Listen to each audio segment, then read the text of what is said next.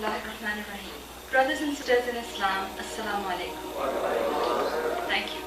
It is my challenge, not only to every single person on the face of this planet Earth, but also, if there's any civilization on any other planet, it's my challenge to them as well, that Islam is the best savior and protector for women.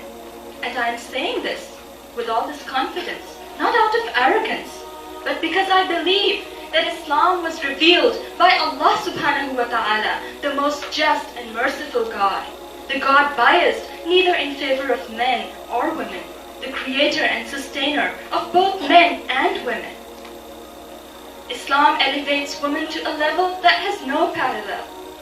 Let's just take one example. Our Western philosophers and saints, they say that woman is the seat of the devil, but the Quran calls her Muhsana, fortress against the devil. They say that she is the one responsible for our downfall from paradise. But the Prophet Muhammad said, Paradise is under the feet of a woman, a mother. And that's not all. She has been given rights and protection in every sphere of life. She has all the basic human rights, including the right of inheritance, of owning property, of choosing her husband, of getting dowry, of divorce, of not only earning money, but even keeping every single cent she earns, and what not. You name it, and it's there. But let me make it clear that this earning money thing in Islam, it is not the responsibility of a woman. Her responsibility, her duty, is with Allah and with her family. And if she takes care of that, alhamdulillah, she's in good shape according to the Prophet Muhammad. That's enough for her salvation. But this does not mean that her duty is to slave away at home like a bondsmaid. This was at least not the practice or the teaching of our Prophet Muhammad or his companions. Once, a man came to the Caliph Umar bin Khattab. He wanted to complain about his wife. He was standing outside the Caliph's house, and from inside, he could hear Caliph Umar's wife giving him a hard time.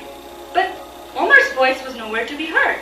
He thought, well, looks like the poor Caliph is in the same torment I am. He started going back. Umar saw him and called him back, heard his story, and you know what he replied?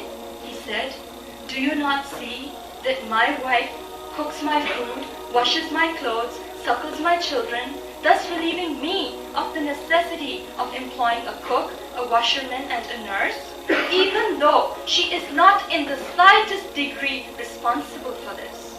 And more than that, I have peace of mind on account of her, and I am protected from adultery.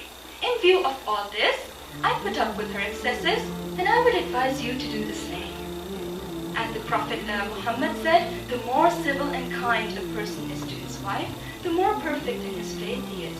The Quran says, وَعَاشِرُوهُنَّ بِالْمَعْرُوفِ فَإِنْ كَرِهْتُمُوهُنَّ فَعَسَىٰ أَنْ تَكْرَهُوا شَيْئًا وَيَجْعَلَ اللَّهُ فِيهِ خَيْرًا كَثِيرًا. Live with your wives, treat them with kindness and equity. If you take a dislike to them, it may be that you dislike something, but Allah has kept a great deal of good in it. The Quran further says, وَلَا تُمْسِكُوهُنَّ ضِرَارًا لِتَعْتَدُوا وَمَنْ يَفْعَلْ ذَلِكَ فَقَدْ ظَلَمَ نَفْسَهُ وَلَا تَتَّخِذُوا آيَاتِ اللَّهِ هُزُوًا. Do not keep your wives by force, so that you may injure them or hurt them. And whoever does this wrongs his own soul. Do not treat the words of Allah as a joke. My dear brothers,